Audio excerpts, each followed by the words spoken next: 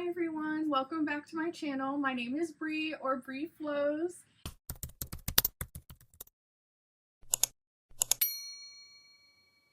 I am a flow artist. I've been a flow artist for over 10 years now.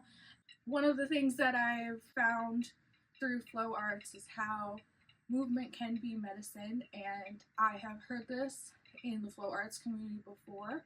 Any sort of movement, whether it's biking, swimming, hiking, yoga, any type of movement obviously helps you physically, but even more so gives you endorphins for your brain. It really helps you mentally, not only physically. And in that sense, movement is medicine. That's kind of why I wanted to talk about this. I know I just briefly mentioned what flow arts is, but I'd really like to give my background to explain and dive into that a little bit more. And I'd like to explain my journey because I feel that I'm a pretty relatable person. I'm just a very small town girl in New England. I wasn't expecting where flow arts was going to bring me today. And you know, you really don't know unless you try, unless you delve into your passion. And so I'd really like to explain more of myself so that maybe, you know, even if flow arts isn't your thing, maybe it can help you learn what else is your thing, your interest, your passions, because that's really a good outlet to have. I struggle with my self-esteem. It's why it took a while to come back to YouTube. I had a little bit of imposter syndrome, but I'm really trying to, you know, change that, have the courage to try something different. So, you know, I went to Pennsylvania for a music festival last weekend, and I really just was reminded of why I'm here and what my message is and how I want to develop that and really move forward with this channel and, you know, to show who I really am. In order to explain how flow arts has impacted my life, I have to give you a background of, or a history of myself. I do have to kind of go in different timelines to explain things. So I might jump around a little bit. If it gets confusing, please let me know, but I'm going to try to make this in sequential order as much as I can. You know, growing up in a small town in New England, I know I'm very lucky to have what I have, a roof over my head and everything, but don't get me wrong, there were a lot of obstacles and things in my self-esteem and confidence that just, unfortunately, I felt like I was beat down by this community a lot, and really kind of told more where to, not told, but just I have to be put in my place, if that makes sense.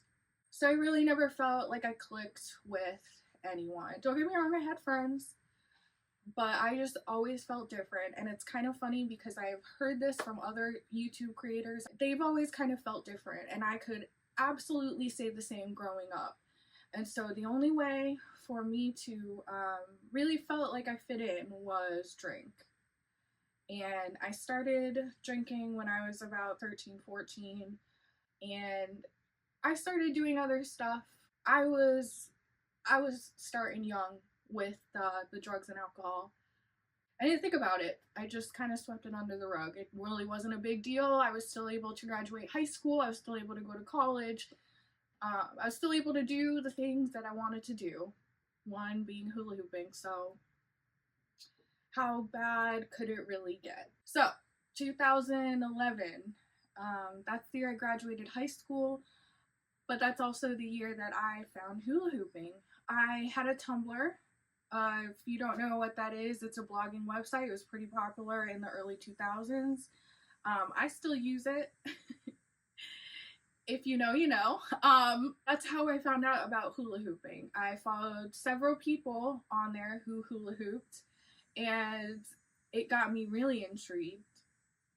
I told my mom about it, and she bought my first hoop, and it came with a DVD. It was from Hoopnautica. Shout out Hoopnautica. This is not sponsored right now, but they were the first hoop I owned ever. I was the first shop that I have a hoop from, and it came with a DVD that helped me learn some very basic tricks. I think the hoop was about 40 inches. You know, when you first start hula hooping, it is gonna be not always pretty, kind of like in anything. You try something new, you're not gonna be fantastic at it first start. I mean, don't get me wrong, I feel like I have jumped into other flow arts props, but I have a background. I have a background of flow arts, like hula hooping, which helps me with other things. So, but don't get me wrong, I wasn't perfect at it. It took a while for me. I've probably put in more than 1,000 hours worth of hula hooping throughout more than 10 years. So YouTube was a huge popular, and it still is, website at the time, and so a lot of stuff that I was able to watch on Tumblr, I was able to watch on YouTube, and that's how I learned a lot of tutorials and tricks and combinations, and that's where I got all of my basics from, YouTube and that DVD. In college, I went down south to North Carolina for school. I delved in more into hula hooping because there wasn't much of a community for flow artists. Where I was located at the time, don't get me wrong, there were people that did it, but I did not know anybody personally. And I never ran into anybody that was like, oh yeah, I do that too.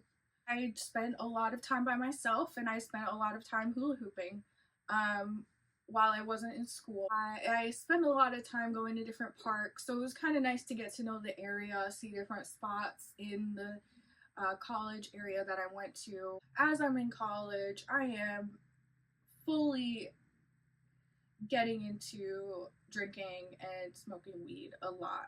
And there was some other instances of other things, but the drinking was bad, in all honesty. And at one point, I think I was getting very concerned about where I was going in life because I felt like I had no direction. I ended up kind of blowing off the entire semester with drinking and smoking weed, and I ended up failing out and ended up coming back to New England because I'm from New England. I kind of stopped when I came back as well. I stopped hula hooping. I think I lost a lot of passion, a lot of drive, a lot of my resilience after failing out. I didn't really fail out. I was put on academic probation, but you know, it felt like it. Yeah, I stopped and I actually continued to drink. I knew at that point I had a problem, but I didn't stop. And unfortunately, it got a little bit worse. Thank you so much for listening to me yap. It gives you a better idea of who I am, why I'm doing this, what my background is. Because hi, I'm Bri. I'm a flow artist. I've been doing it for 10 plus years. I am so excited to be here. And thank you so much for watching. Appreciating the little things is really what keeps me going every day. I really hope to spread that positivity with other people. So thank you again for watching this. And if you are liking what you're seeing, please don't forget to subscribe, like and comment down below if you have any questions or comments or just want to support the channel.